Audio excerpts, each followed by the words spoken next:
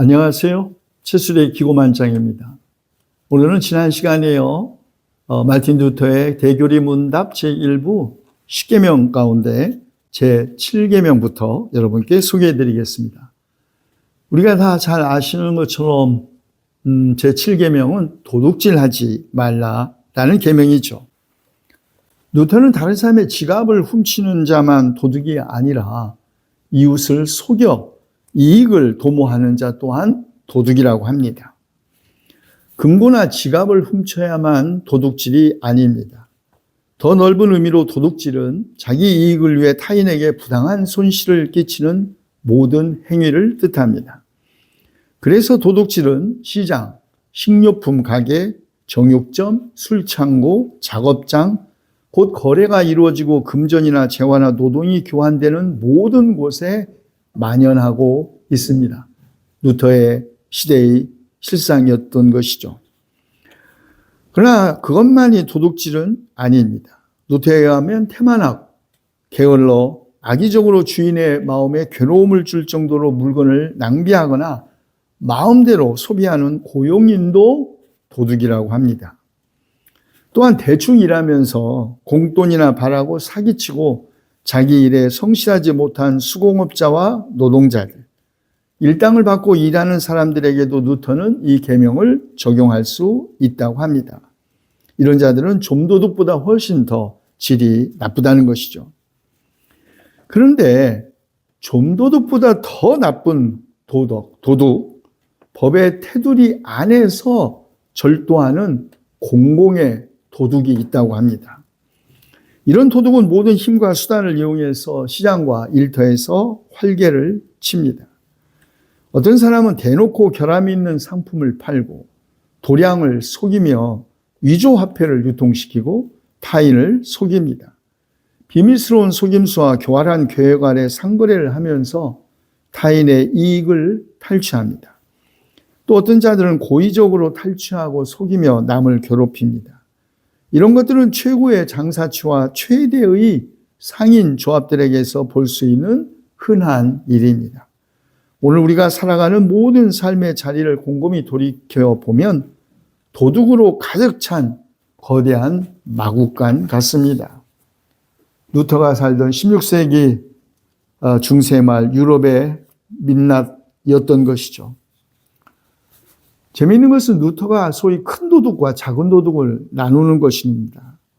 진짜 큰 도둑, 현금 터리범이나 금고 터리범들과 달리 귀족처럼 의자에 앉아 법을 지키며 존경받는 시민으로 칭송받는 큰 도둑들이 있다는 것입니다.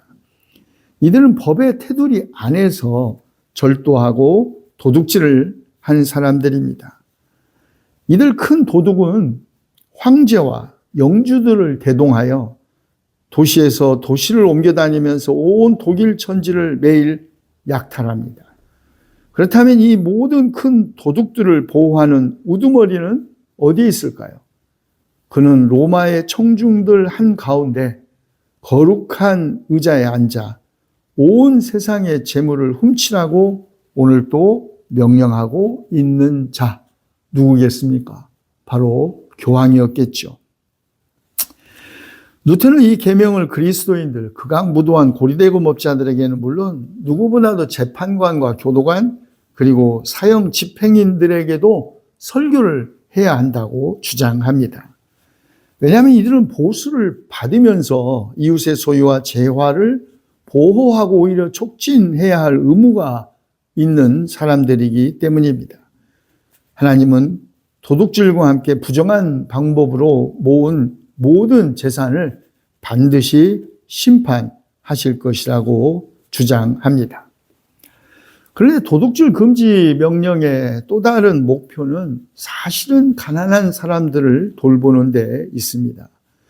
왜냐하면 가난한 사람들의 탄식과 부르짖음은 결코 웃어넘길 일이 아니기 때문이죠. 가난한 자의 상처받은 소리는 하나님께 상달되기 때문입니다. 하나님은 가난한 자와 그들의 눈물을 끌어 안으십니다.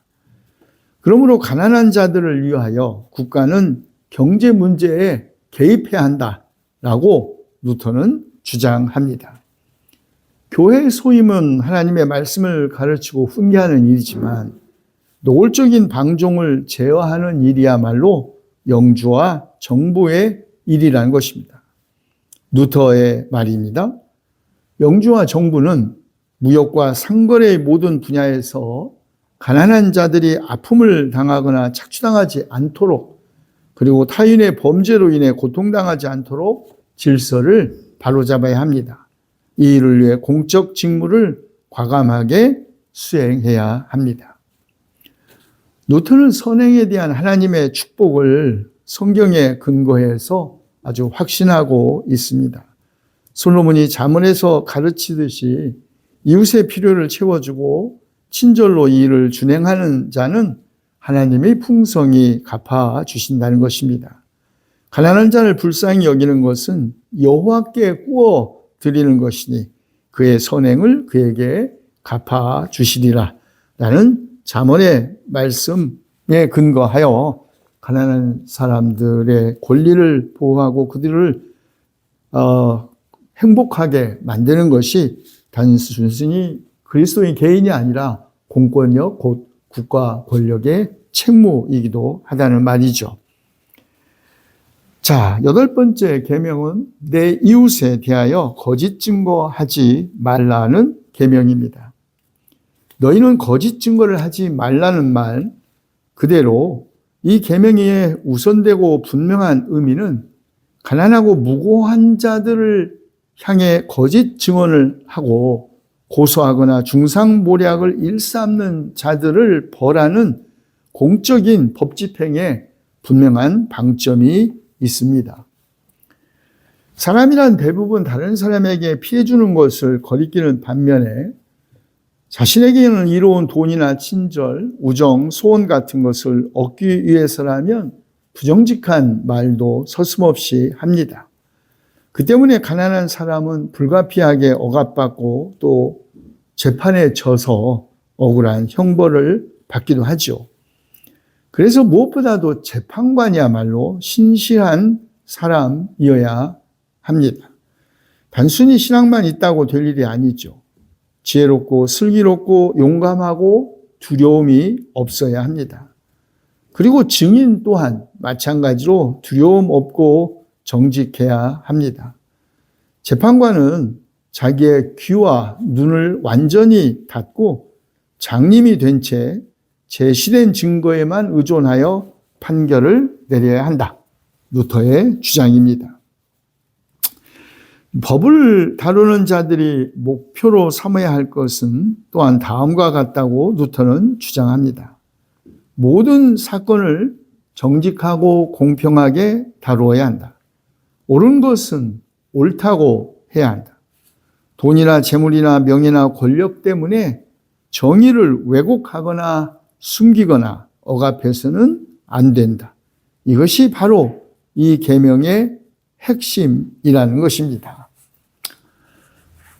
돈이 있으면 무죄, 돈 없으면 유죄. 아마 오늘날 사법부의 정직한 판단과 정의로운 판단이 더욱 절실해지는 세상이 되었습니다. 이런 때일수록 우리 루터의 계명에 우리가 귀를 기울이지 않을 수 없게 되었습니다. 이런 것은 특별히 악마의 지시에 따라 밉살스럽고 수치스럽게 행하는 뒷말과 중상모략에도 적용됩니다. 사람이 누구나 다 공통적으로 이웃에 대해 좋은 것보다 또 뒷담화를 말하는 것 혹은 나쁜 것을 듣는 것에 더욱 익숙하고 호기심을 갖는 것은 인간의 악한 본성이라는 것입니다. 제 자신은 악해도 자기에 대해 누군가가 나쁘게 말하는 것을 참지 못하는 것이 대부분의 사람들이죠. 그저 온 세상이 자기를 향해 찬사를 보내면 기쁘지만 또 누군가가 타인을 호평하는 것은 듣기 싫어하고 참지 못하는 것이 인간들의 본 모습이라는 것입니다. 그러므로 하나님은 이웃에 대한 뒷담화나 험담을 금지한다고 루터는 주장합니다. 어느 누구도 이웃의 나쁜 행동에 대해 뒷말을 해서는 안 된다는 것이죠. 만일 정확하게 알지도 못하거나 또 순전히 남에게서 들은 내용이라면 더더욱 다른 사람의 험담을 해서는 안 된다고 루터는 권고합니다. 친구든 적이든 간에 누구에게도 혀로 이웃에게 손상을 입히지 말라고 합니다. 합당한 권위를 가지고 있거나 그를 고쳐주기 위해서가 아니라면 아무도 이웃을 나쁘게 이야기해서는 안 됩니다. 그것이 사실이든 거짓이든 간에 말입니다. 우리의 혀는 사람들을 좋게 말해주고 이웃의 약점을 덮어주며 명예롭게 그것들을 가려주기 위해서만 사용해야 합니다. 이렇게 해야 하는 이유, 그리스도는 복음서에서 말씀하셨고 그 말씀으로 이웃을 향한 모든 계명을 종합해 주셨기 때문인데 무엇이든지 남에게 대접을 받고자 하는 대로 너희도 남을 대접하라 라는 예수님의 말씀에 근거해서 루터는 주장하고 있습니다. 자, 이제 9계명과 10계명인데요. 내 이웃의 집을 탐내지 말라. 내 이웃의 아내나 그의 남종이나 그의 여종이나 그의 소나 그의 나귀나 무릇 내 이웃의 소유를 탐내지 말라는 계명입니다. 하나님은 드러난 범죄 행위뿐만 아니라 이웃의 아내나 재산을 탐내는 것, 그리고 이런 일을 도모하려는 마음조차도 금지하면서 이것을 죄라고 하십니다. 이 계명을 유대인에게 주셨던 특별한 이유가 있습니다. 당시 유대 사회의 하인들은 지금처럼 자유롭지 못했습니다. 일한 만큼 노임을 받을 권리도 없었고 자기 소유와 육체도 집안에 있는 가축이나 다른 재화와 동일하게 그저 그냥 주인의 재산의 일부에 속했던 것입니다. 유대인들은 이 계명을 좀 더 넓은 의미로 이해했습니다. 비록 합법을 가장한 좋은 핑곗거리가 있을지라도 이웃에게 해를 입히는 일이라면 누구도 이웃의 아내와 종, 집, 뜰, 목장, 초원, 가축을 약탈하려는 생각이나 계획을 세우면 안 된다고 해석한 것이죠. 앞서 7계명에서는 불법적인 것을 금지했습니다. 해서는 안 된다. 그런데 이 계명은 다른 곳에 초점을 두고 있습니다.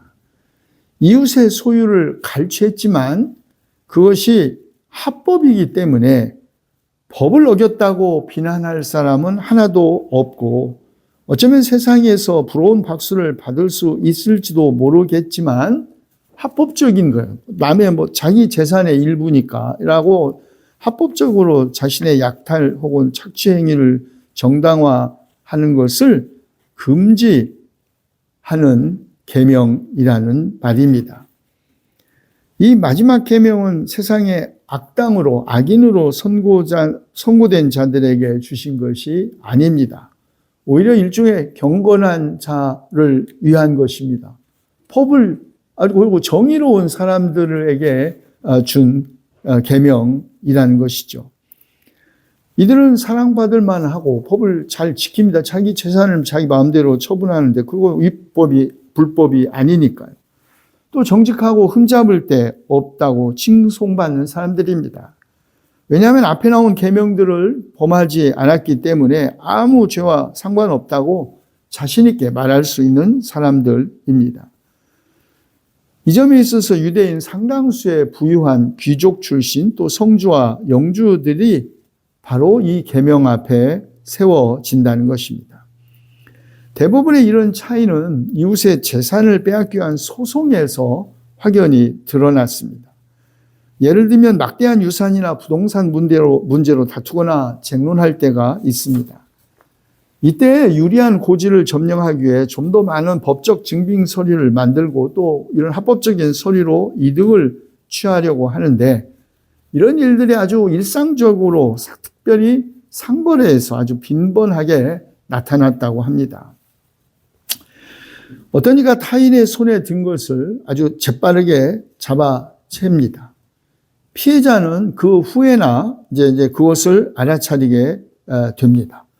그러면 가해자가 피해자를 무시하고 없던 일로 뭐 그런 일이 없다고 잡아뗀다든지 혹은 이익과 필요에 따라 다른 일로 협박하여 걱정거리를 만들어내는 사람들도 있습니다. 당하는 사람의 상황은 거의 심각한 위기에 봉착해 있거나 아마도 재산을 지킬 수 없는 또 특히 부채가 많은 경우의 사람들일 수도 있습니다.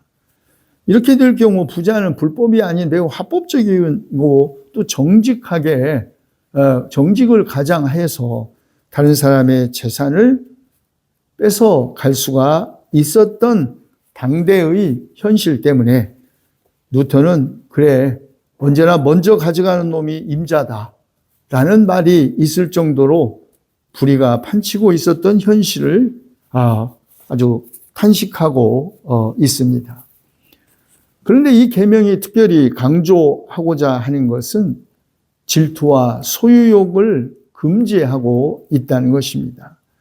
하나님은 이 계명으로서 이웃에게 해를 끼치는 모든 뿌리와 근원을 제거하고자 하십니다. 그래서 탐내지 말라라고 말씀하신 것입니다. 무엇보다 하나님은 탐욕 마음, 정결한 탐욕 없는 정결한 마음을 원하셨다는 것입니다. 그래서 뉴턴은 이렇게 말합니다. 우리가 살아가는 동안 우리의 마음 속에 조금이라도 탐욕스러운 마음조차 일어나지 않는 상태, 그런 수준에까지는 어쩌면 도달하지 못할지 모른다. 그렇기 때문에 이 계명은 다른 계명과 마찬가지로 영원히 끊임없이 우리가 하나님 앞에서 얼마나 죄인인지를 고발할 것이다. 이렇게 말했습니다. 자, 뉴턴은 십계명의 마감말을 십계명의 첫 번째 계명을 상기하면서 서술합니다. 나 내 하나님 여호와는 질투하는 하나님인즉 나를 미워하는 자의 죄를 갚되 아버지로부터 아들에게로 3, 4대까지 이르게 하거니와 나를 사랑하고 내 계명을 지키는 자에게는 1000대까지 은혜를 베푸느니라. 이 말씀은 위협적인 진노인 동시에 친절한 복의 약속입니다. 우리를 두려움에 떨게 하고 또 경고하면서 하나님의 뜻 안으로 들어오게 하면서 이를 통해 그분의 뜻 가운데 움직이게 합니다. 성경은 곳곳에서 이런 계명을 선포하면서 하나님을 두려워하라는 것과 하나님을 신뢰하라는 두 점으로 초점을 몰아가죠. 첫째 계명은 모든 계명 속으로 흘러 들어갑니다. 반대로 모든 계명은 또 첫째 계명으로 되돌아오죠.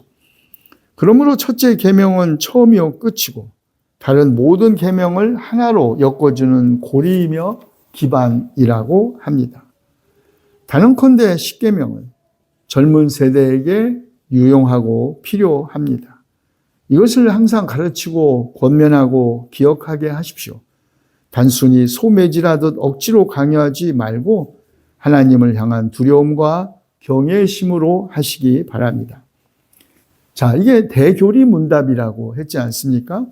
그리스도인들에게 그리스도교 신앙의 기본을 십계명을 중심으로 해설한 책이자 동시에 특별히 차세대, 젊은 세대들에게 유용한 가르침이라고 생각했기 때문에 루터가 이 책을 쓴 것이라고 생각합니다.